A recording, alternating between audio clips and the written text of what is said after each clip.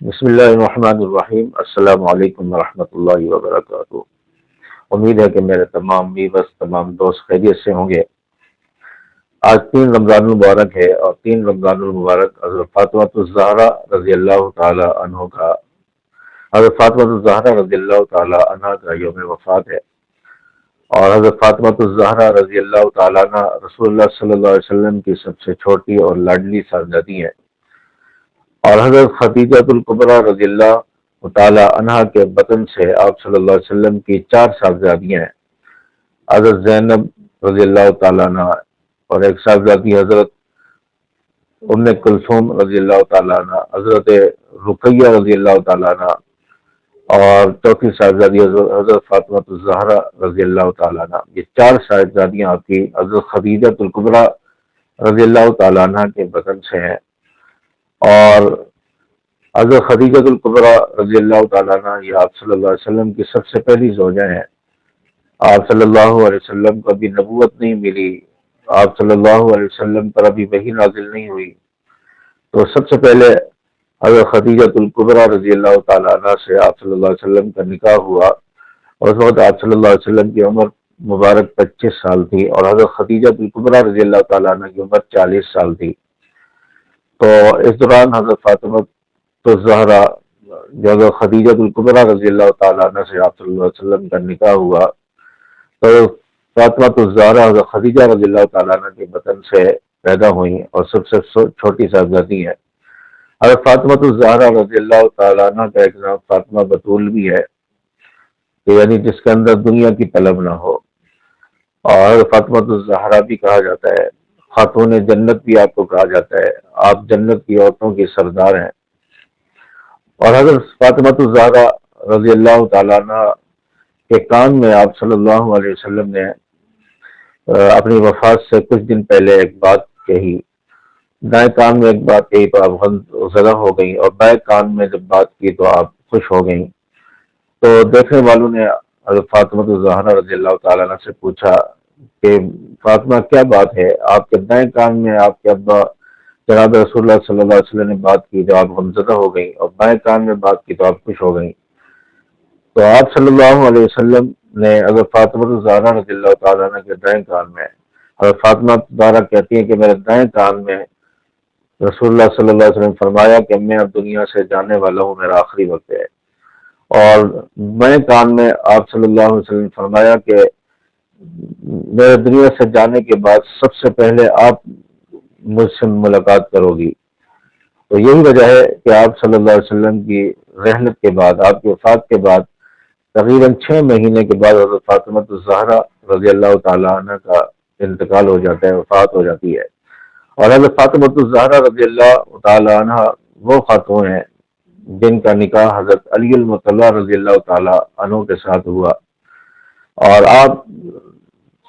جو رسول اللہ صلی اللہ علیہ وسلم کی بیٹی ہیں، نبی کی بیٹی ہیں، آپ کے والد نبی ہیں، اور آپ کے شوہر علی المرتضیٰ شرع خدا ہے، اور آپ کے بطن سے جو بیٹے پیدا ہوئے وہ جنت کے نوجوانوں کے سردار ہیں۔ اور حضرت فاطمہ الزہرا رضی اللہ تعالیٰ عنہ کا نکاح حضرت علی رضی اللہ تعالیٰ عنہ سے ہوا۔ حضرت فاطمہ الزہرا رضی اللہ تعالیٰ عنہ کے جب دنیا سے جانے کا وقت آیا تو حضرت فاطمہ الزہرا رضی اللہ تعالیٰ عنہ حضرت علی رضی اللہ تعالیٰ عنہ کو وصیت کرتی ہیں کہ میرا جنازہ رات کی تاریکی میں اٹھانا، تاکہ میرے جسم پر اور کفن کے کپڑے پر بھی کسی غیر محرم کی نگاہ نہ پڑے۔ یعنی حضرت فاطمہ الزہرا اتنی باحیا خاتون ہے،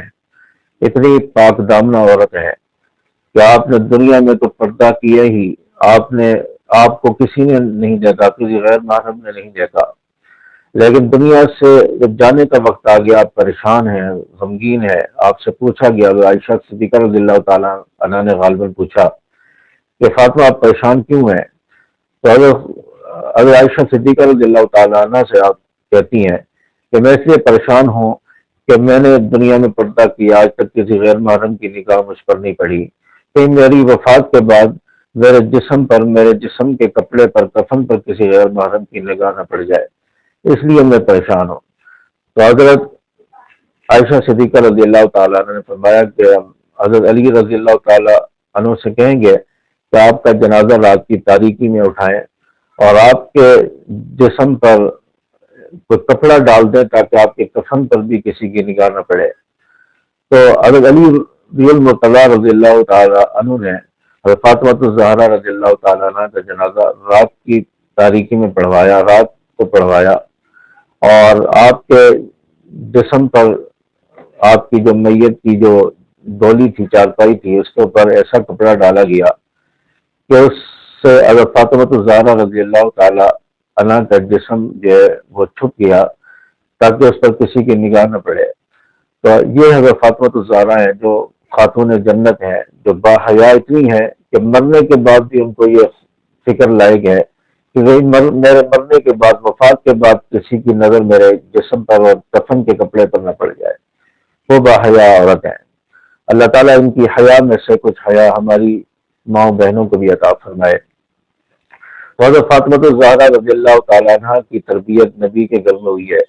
اور نبی نے آپ کو دنیا نہیں دی، دنیا نہیں سکھائی، دنیا کی طلب نہیں سکھائی، آپ کو دین سکھایا ہے۔ حضرت فاطمہ الزہرا رضی اللہ تعالیٰ عنہ ایک مرتبہ نبی کے پاس گئیں جب آپ صلی اللہ علیہ وسلم غلام تقسیم کر رہے تھے، تو حضرت فاطمہ الزہرا رضی اللہ تعالیٰ عنہ بھی غلام لینا چاہتی تھیں، تو آپ کے پاس رش تھا، تو حضرت فاطمہ الزہرا رضی اللہ تعالیٰ عنہ واپس آ گئیں۔ تو آپ صلی اللہ علیہ وسلم نے فاطمہ الزہرا کو دیکھ لیا، جب گھر آئے تو پوچھا فاطمہ آپ بھی وہاں آئی تھیں جہاں غلام تقسیم ہو رہے تھے؟ تو کہنے لگی یا رسول اللہ میرے ہاتھوں میں بڑے پڑ گئے ہیں، چھالے پڑ گئے ہیں، میں اتنا کام کرتی ہوں، گھر کا چکی خود چلاتی ہوں، گھوڑے کا چارہ خود تیار کرتی ہوں، گھر کے کام کاج کرتی ہوں، تو میرے لیے گھر کے کام مشکل ہیں، تو اس لیے میں آئی تھی کہ مجھے بھی کوئی غلام مل جائے تاکہ میرے کام جو ہیں وہ آسان ہو جائے۔ تو آپ صلی اللہ علیہ وسلم نے فرمایا کہ فاطمہ میں تمہیں ایک ایسی تصویر نہ بتاؤں جو کئی غلاموں سے بہتر ہے؟ تو حضرت فاطمہ الزہرا رضی اللہ تعالیٰ فرمایا ہاں یا رسول اللہ بجی ضرور بتائیں۔